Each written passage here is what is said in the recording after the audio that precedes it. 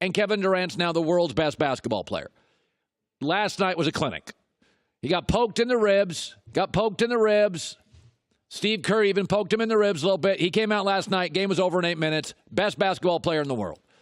I mean, the guy's unbelievable. Giannis, doesn't shoot threes, doesn't handle the ball like KD. Steph doesn't have his size, his length. James Harden doesn't have his overall game, not the defender, not the length, not as athletic. This is the world's best basketball player. I'm not saying the gap between him and LeBron is gigantic, but this is it. This is what it looks like, okay? And when he joined the Golden State Warriors, he joined it for basketball reasons. He's like, I can't win titles with crazy Westbrook. He joined it for basketball reasons and winning basketball. Those are the right reasons. This is why he shouldn't go to New York, because he's not joining New York for basketball reasons. I had dinner about a week ago with Mark Few, the coach of Gonzaga.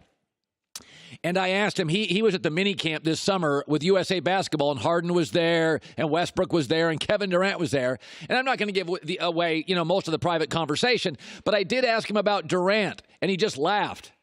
Mark Few just laughed. He went, man. You know who else had that response? Mike Krzyzewski, the first time he was asked about LeBron James, that he saw him. I remember that. And Krzyzewski was like, about LeBron, man, when talent evaluators like Mark Few and Mike Krzyzewski can't explain a guy, it's like, wow, yeah, you can't stop that guy. I mean, that is what you have right now. And last night he got poked in the ribs and completely dominated the game. And here's what I say. When you work your entire life to be great at something, LeBron worked his entire life to be great at something, and you become the best at something, what Kevin Durant is. You keep your foot on the pedal. Okay, now LeBron James went to Los Angeles, and I understood it because he'd been the best basketball player in the world for about a decade or more. And you can make an argument. LeBron said, listen, I can sense it. I'm not quite the same player. I don't have the energy. I'm going to move into business. I got that with Michael Jordan, and I get it with LeBron. But that's not the case with Kevin Durant. Kevin Durant's got 3 to 4 more prime years. He's worked his entire life to be the best basketball player in the world. He is it. You do not move away from basketball. Now, if he wants to come back with a new arena, and then maybe he gets banged up a little, and then he thinks, you know what, man, I'm on the back nine, and then Kevin wants to go to New York, I get it. But last night was another example. He is just crazy. The NBA is full of great basketball players. Even among the greatest basketball players, Giannis, Steph, Harden, Durant's a notch above. He gets his shot whenever he wants it. And Marcus Thompson covers him. He's writing a book on Kevin Durant. We had him at the end of our show yesterday, Marcus Thompson. He's got the closest relationship with Kevin Durant, any money in the American media. It was a fascinating interview. I just sat here just asking quick questions and listening. And again, he's not Magic personality-wise. He doesn't have the charisma, doesn't dress like Jordan, who always looked like a model. He doesn't have the iconic 15 years old, the chosen one like LeBron. But he's a different cat, but he's unbelievable. Here's Marcus.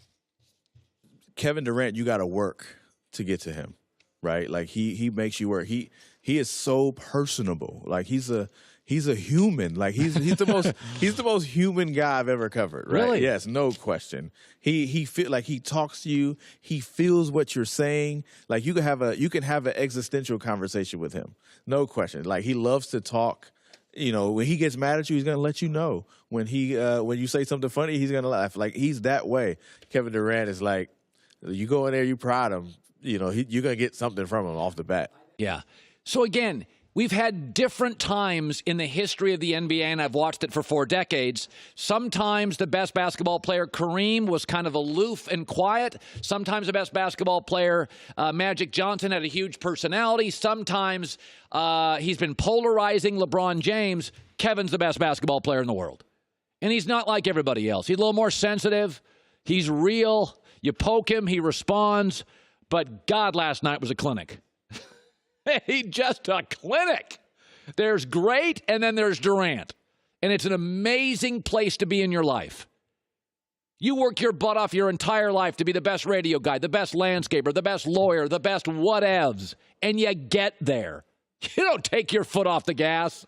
You take your foot off your gas in 4 years when you're out of your prime and you want to go to New York. You don't take it off now. You stay in basketball nirvana in Oakland and you win every last game you can. All right, let me shift to this. I got to admit, I looked really smart last night. Weren't you watching that Sixers game and going, I hate Cowherd. I hate that guy. Come on, you Philadelphia fans. Admit it, you don't like me. Some of you Eagle fans have turned. You like me a little. But you Sixer fans don't like me. But last night you sat there watching on your black and white TV in Philadelphia, and you're like, Cowherd's right. We're better when Simmons is the star and Embiid sitting. So I said yesterday, last night is what the Philadelphia 76ers should look like going forward. Ben Simmons has got the ball, no center clogging up the middle, and a bunch of J.J. Redicks and Butlers and Tobias Harris on the outside. That is the future. Joel Embiid not playing showed you what it should look like. You cannot have two guys in the NBA on your roster that can't shoot threes. So you better pick one, Simmons, who can at least get the ball to guys who can shoot threes. Get it to Redick. Get it to Butler. Get it to Tobias Harris. Okay. Oklahoma City had the same situation where Harden and Westbrook, they had to make a choice. And Westbrook at the time was slightly more developed in his game than Harden was with his. And they chose Westbrook. But they didn't watch where the NBA was going, and it was going in Harden's direction, not Westbrook. And they didn't have the vision. And so they chose the more developed player in the moment. And this morning, Embiid is more complete in his game than Simmons is in his. Simmons is still evolving. Embiid, this is the product. And Embiid's product today is better than Simmons. But basketball isn't just about what it used to be and what it is. It's about where it's going. And it's going to Simmons. Number one, I'm not into bigs. Used to be. My favorite player was Kareem Abdul-Jabbar for years.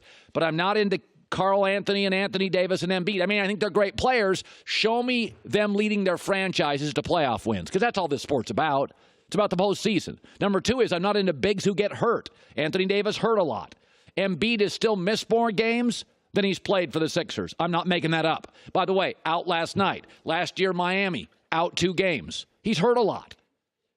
You could get a ton for Joel Embiid on the market. Of course you could. He's a great player. I mean, he walks into an arena, he's 27 points and 12 rebounds.